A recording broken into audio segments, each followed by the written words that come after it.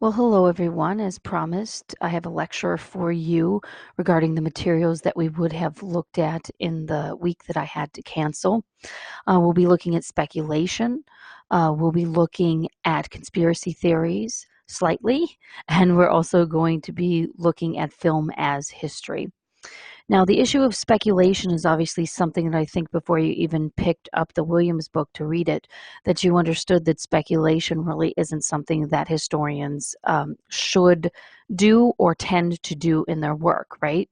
So historians really stay away and shy away from the idea of not being able to actually back up any assertions that they make, right? So we're always looking for sources, we're always looking for evidence for what we are discussing. Well, in terms of speculation, a lot of historians will also decide, particularly in the conclusions of their work, to basically prognosticate, right? And to make these very bold assumptions about their work and very bold assumptions, maybe even you could suggest that they're prescriptions for the future, right? And that kind of speculation is okay in the historical profession. Now, there are very few people that have any real problems with that. There's a problem when you're speculating throughout your work, but there's not necessarily that problem in that conclusion where you're basically sort of telling your reader the so what, but you're also telling the reader, why you think this is important for the future. And that's where we get in sort of that prescriptive role, right? But there are some historians that have written works that actually weave in speculation throughout their assertions and their evidence in the narrative. And one of those individuals is Natalie Zemon Davis, who Williams discusses a great deal in the book, who wrote this very interesting piece called The Return of Martin Guerre, which is a social history and it's also a micro history, as we've talked about, but it's something where she's discussing the life of this one man and his wife. And as she's discussing it, she makes a lot of really bold speculations. So if you looked at page 129 in the Williams book, you'll see that he has a list of the statements that she makes that are very particularly assumptions. They're not something that you can actually assert and then prove with evidence. So one of them would be that she says Sanxi's wife probably continued to carry baskets of grain on her head. Okay. And then Williams writes, but did she? Or it will say something like, among other things, so one must surmise, they decided to make the invented marriage last. Why must we surmise this? Says Williams. So, what evidence is there for this? So, you'll see in the list here that it's talking about probably, would have been, we can assume. It is possible, even probable. And these are things that Zeman is speculating on in her work that really doesn't it doesn't stand up to that test that we've been talking about in our course in terms of scientific evidence, right? That we really take a scientific approach to even the humanity of history, right? And we really look at how we can create a very particular theory about something and then we can prove it. And what Zeman ends up doing in her work is not really proving much at all. And you can read about that in the Williams book. But one of the things that people suggest in terms of Zeman Davis's work is that her speculations often come from context.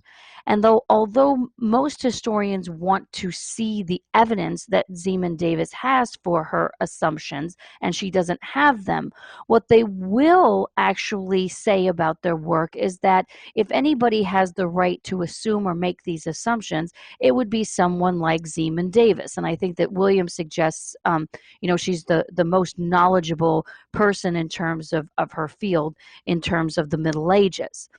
And so if anybody has the right to do it, she does, right? But what Zeman Davis will tell you about The Return of Martin Gare, is that it's meant again to be a microhistory and a social history, but it's meant to be something where she could actually contextualize this work in a way that she's making her own assumptions and to use her expertise in order to carry the narrative along. And so, what Davis is trying to do is that she's trying to illustrate that historians actually have the ability, given their expertise and given that doctoral toolbox, that toolbox of analysis that we talk about, that they actually have the ability to illustrate their assumptions in terms of the context of the times, right? So it's not necessarily something that I would suggest that you do in a paper for one of your professors, but it is something that you can think about, particularly in terms of that prescriptive value of history. That history definitely has, and you can do this in the conclusions of your papers, as long as you're illustrating to your professor that you are speculating at this point, that you can use you could prognosticate, right? And you can present prescriptions. That's where speculation definitely comes in the most in terms of history. But what Zemon Davis is really trying to illustrate is that historians are those individuals who have the expertise to be able to make any sort of assumptions about history, right? But again, I don't suggest you doing this for your professors unless you're doing it in your conclusions and you're telling your professors that you're doing this. But it's something to think about as you move forward in your career, that you do have somewhat of a right to make assumptions based on your expertise. And so that's what Williams is illustrating by talking about Zemon Davis, and that's what Zemon Davis says about her work. But note that Williams really takes her to task in many ways because of the fact that he's suggesting, when she says you can assume it probably occurred this way or that way, that he's also illustrating that she can't back those things up. So he accepts Zemon Davis's work, and most of us do as historians, but we also understand the fact that she's making a great deal of speculation throughout the work, and that's what the piece of work was for. So just note that historians are going to be very skeptical if you try to speculate in a way that you don't have the expertise, first and foremost, and that once you get the expertise, you really need to be illustrating to your readers that you are speculating and that there is no real way for you to present the evidence, right? That there is no actual evidence. Make sure that you say that you're doing it, okay? Be aware that most people are going to be skeptical of you. Therefore, you really need to tell them why you're doing it. Now, speculation often moves toward the idea of fiction, right?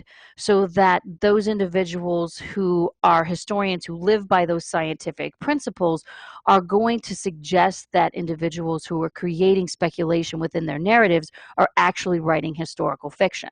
And as many of you know, and some of you have talked about it to me in the course, there certainly is something called historical fiction. And historical fiction is really not something that you ever want to use in your research, and it's a great deal of fun to read.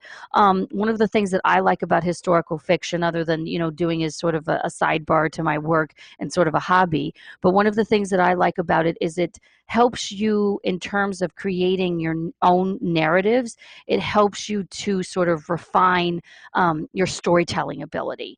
So in reading historical fiction, you really get a sense of how you could create a very interesting story, and a story that a wide and really broad group of people would want to read, but that you clearly are recognizing that if you're writing in a much more creative way as a historian, you still have to have the facts and the evidence to back things up, right? So historical fiction isn't something that's accepted by historians. It's not accepted in the field. I, again, do not suggest you use it in your research, but I do think that it has some value in terms of helping many of us historians who write in a very dry manner, helping us to learn how to be more creative with our work. Another thing that historical fiction can do for you is to create some form of contextual fact. So often historical fiction is set in a place and in a time that certainly existed, that historians have already illustrated via the narrative and also via the historiography, that there are some cold hard facts about it, right? And so writers of historical fiction often tend to take those cold hard facts, that contextualization that historians have done, and then they superimpose their fictional historical story over the top of it, okay? And so I'm not going to belabor any of the points in terms of historical fiction, because it's not something that you should be using in terms of your work. It's something that you might enjoy. It's something that might help you to write more creatively.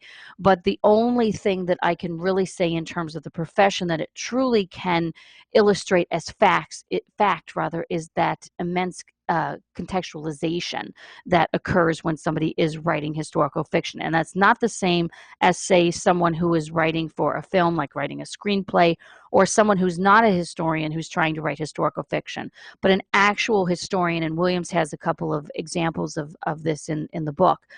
But it's the discussion of how historians actually write historical fiction. And some of them do this on the side, and it's a hobby for them. And so it's contextually very, very good, but it is clear that it is a made-up story superimposed over that contextual history, right? So it's definitely not something that you want to use, and it's something that you would want to enjoy, but I want to make sure that you get the point, and I'm not sure that Williams really bats that home very hard, that you really don't want to be using this in your own research, okay? So speculation is something, again, it has its place in history.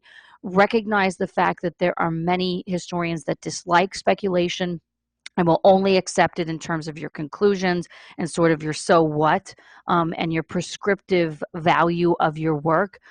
So recognize the fact that speculation is something that can cause a great deal of controversy in your work, okay? Remembering particularly the fact that historians think of evidence as the only way of being able to create a narrative, and certainly the only way to create a historiography.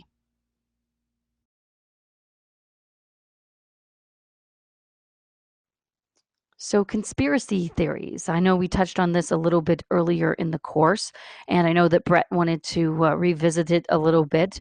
I think that conspiracy theories are fascinating, but much like historical fiction, they're a speculation, and I think that conspiracy theories are the most dangerous form of speculation, because a lot of the theories that are out there and a lot of the things that we discuss, say assassination theories, are often done by people who individuals who are within the greater populace think are experts on the subject that they're looking at, and most often they are not.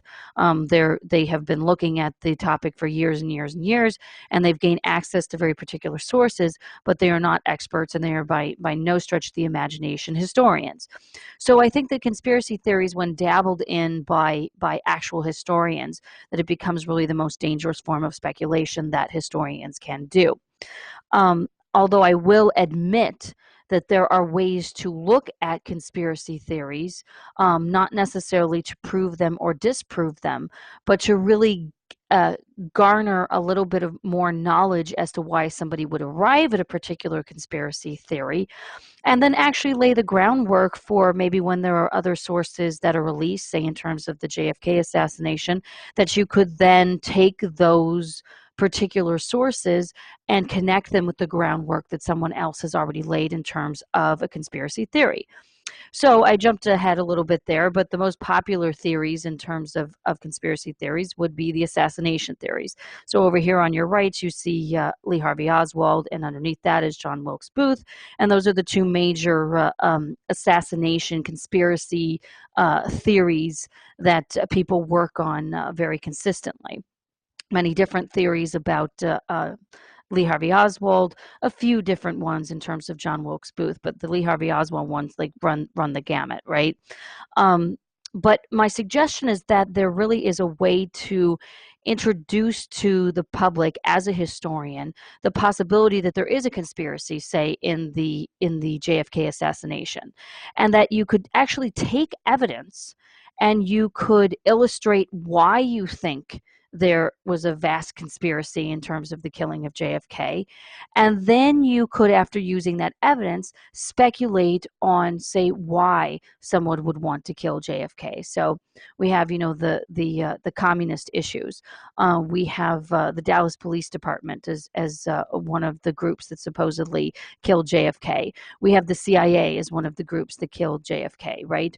The Russians killed JFK. I mean, there's just one after another, right? So if a historian doesn't want other historians to look at them sideways and they want to dabble in conspiracy theories, first of all, I would suggest doing that, on the side as a pet project. But as a historian, even when you're doing pet projects, you really want to make sure that you are using the tools of the trade, right? And so my suggestion again is that you really could use your ability to analyze materials and to speculate on things like Zeman Davis does in her work, in order to illustrate not only that there's a probability of a conspiracy, but then again to speculate on where that conspiracy came from, right? Or how you would, if you had this source and this source and this source, how you would prove the conspiracy, okay? So there's ways of actually doing it, and it's not really viable historical work, but if this is something that interests you, it's definitely something that can be done. You just have to make sure that you're illustrating to your readers, number one, the types of sources that you're using, obviously using footnotes, but also suggesting to your readers that you are merely speculating. You are merely taking your expertise, you are merely taking your analytical tools and creating an understanding of why you believe in this particular conspiracy theory and how you might hope to prove it one day with sources. Okay? To me, that's the only way a historian can actually delve into conspiracies and conspiracy theories. So presenting evidence, presenting evidence, presenting evidence, right? You must do that. And then also really illustrate to people that you are speculating about things and that you have a leg to stand on in terms of your speculation, but that you also understand that it is merely that and that it would be very difficult to prove it, and that even if you had sources, it might be completely disproven, right? So conspiracies are interesting, and conspiracies are something that, again, is sort of a sidebar and something fun. I know a lot of people who, every historian actually has a little side project that they want to work on. And so, some people want to work on a cultural figure in terms of biography, or some people want to work on art history and do something that's sort of a dovetailing of history and art history. And then other people really want to look at things like, say, the JFK assassination, or bring to light some new understanding of Lincoln's assassination, right? Or McKinley's assassination. And so they use that's sort of their side project, and they will illustrate to other historians that it really is a side project, right? They understand that everybody's going to look at them sideways, but yet they still want to do it, and it's really sort of a way of playing with their own understandings of their intellectualism and using the tools of the trade in order to do that, right? So it's really something that they see as fun, and something that they recognize that nobody really is going to look at, and that nobody really is going to accept their understandings of the conspiracy theories, right? But I really caution you in terms of thinking of conspiracy theory as something that historians do within the field and in their profession. And really, this early on in your career, I wouldn't think at all about using any sort of conspiracy theories in your work, or working on a conspiracy theory in terms of a paper or in terms of a capstone or anything like that. It's just not something that you want to deal with at this point in time. And it could be something that you hone some skills about, and you do a pet project later on. But it's definitely not something that you want to be delving into right now. So sorry to anybody who wants to delve into it. It's a lot of fun. It's like a puzzle, right? But it's just not something that you want to illustrate to people this early on in your career that you're interested in.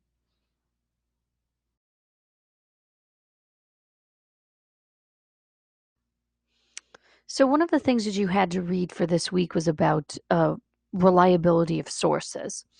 And a lot of people try to use film as a reliable source for works of history, particularly historical research. And it's really not a viable source. I'll talk in a minute about the way that I see it as a viable source and the way that I have used it. But it really is not something that you can look at a film and recognize it as being wholly historically accurate, right? There are little things here and there that are historically accurate. Maybe it's the visuals that are historically accurate. Maybe it's sort of the contextualizing of the historical topic that might be historically accurate. But for the sake of telling a story, there's very little that is accurate. And even though there are historical consultants on sets of many films, they're overridden often when it has when what they're saying has a detrimental effect to the storyline. So it's really going to be difficult to find any film that is historically accurate to a T. What I would suggest is that you're rarely going to find a film that is historically accurate in 10 to 15 to 20%, right? Like you're going to have 80% at least of that film that's historically inaccurate. And the Williams book talks a lot about things like Titanic. It talks about The Patriot with Mel Gibson. I was trying to think of what one of the other ones was that he's basically suggesting. I mean, oh, Saving Private Ryan. That's the one, right? That's supposed to be so historically accurate. And I'll suggest that say somebody like my father, who was looking at it from his own point of view, was like, boy, that's the most accurate in terms of, he was like, in terms of the sights and in terms of the gore. And he was like, the only thing that was missing was the smell. You know, he was like, everything visually looked right to me. But when you dig in a little bit further as a historian, you'll notice that there are pieces of equipment that are there that aren't supposed to be there at that time. Or you'll see, I think that it was Titanic is one of the examples that Williams uses as well, where there's a portrait or a painting rather by Monet that was not around at the time of the sinking of the Titanic. So you're going to see that in films where there are going to be so many historical inaccuracies that it really makes you question how any of it could be accurate, right? And like I said, there's going to be historical consultants on films, but often they're overridden in terms of what they want. I had brought up in class a few weeks ago the Tom Cruise movie Born on the 4th of July, which is based on the autobiography by Ron Kovic, the Vietnam veteran. And Kovic himself was a consultant on the film, and the screenplay was obviously adapted from his work. But even he will tell you that there are many things for the sake of the story that became inaccurate. And because he wanted the totality of his story told, sort of that broader picture, he he was okay with them fudging this and fudging that, right? And so even in that respect, you know that people are making concessions, even when they've sold their own stories, in order to make sure that their story gets told.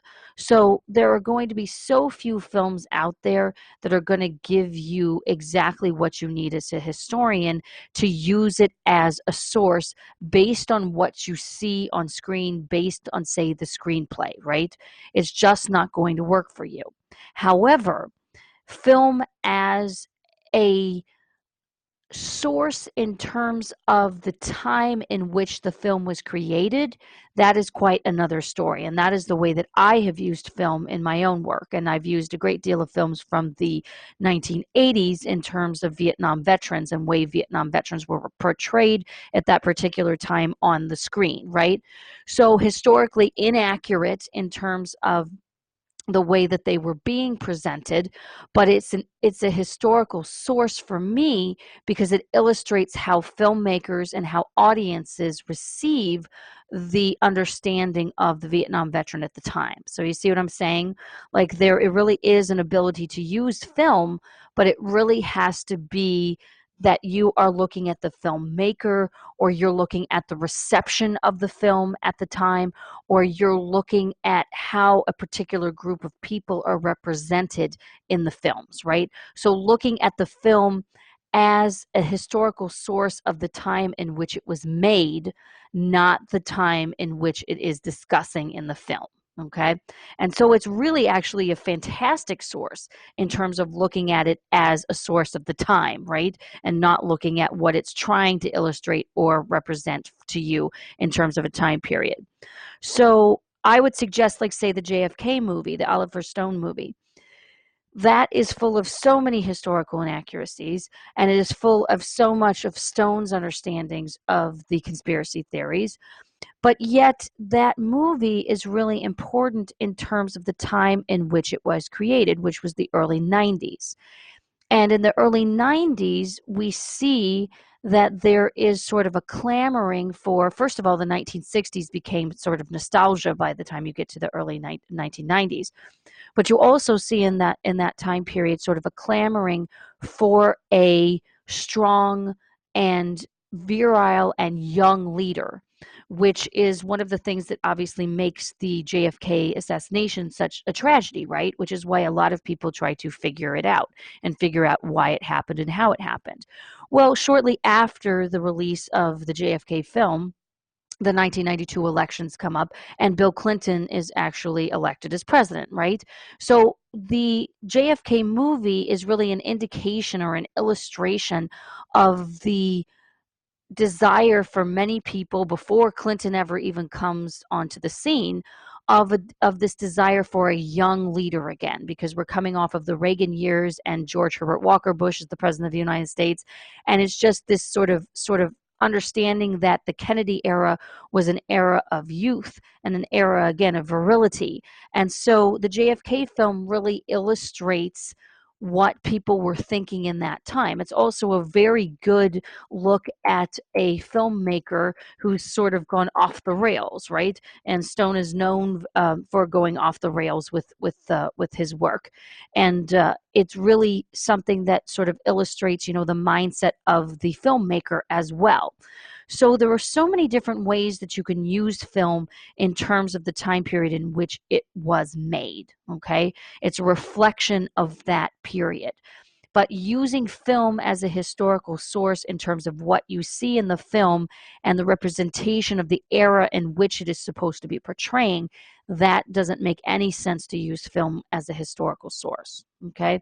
So again, using it in the time at which it was made and looking at that in terms of contextualizing it and figuring out how it fits into, say, the political culture or the social understandings of that period of time, or cultural changes, right? That's a great way of using the film in terms of the time period in which it was made. I wish I had more good news about using film, because it's often really great. I know when I was working on the origins of my dissertation, which was a very particular research paper, I got to watch tons of movies, right? And I got to think about movies in relation to history and to have a newfound understanding of the use of film in terms of the historical profession. So it's a lot of fun to do, but it's very difficult to find projects in which you can fit film. Okay. So again, very quickly, just understanding the fact that films that are sources of the time in which they're trying to portray, not good. And then films in which they are sort of an illustration of what's going on in the period in which the film was created, that's great. Okay. And that's what cultural history is, right? That's what we do in cultural history. And it really is, the one of the more modern forms of media that we use in terms of cultural history. Okay, so I hope all of this was, at least somewhat enlightening. I'm sure we would have had a much better discussion in class, but I didn't feel comfortable leaving that week go by without us having somewhat of a discussion, even though it's one-sided. If you have any questions, let me know. And again, like I've mentioned before, I will see you on that last day of class on the 29th. Okay, take care, everybody. Looking forward to seeing you again. Bye.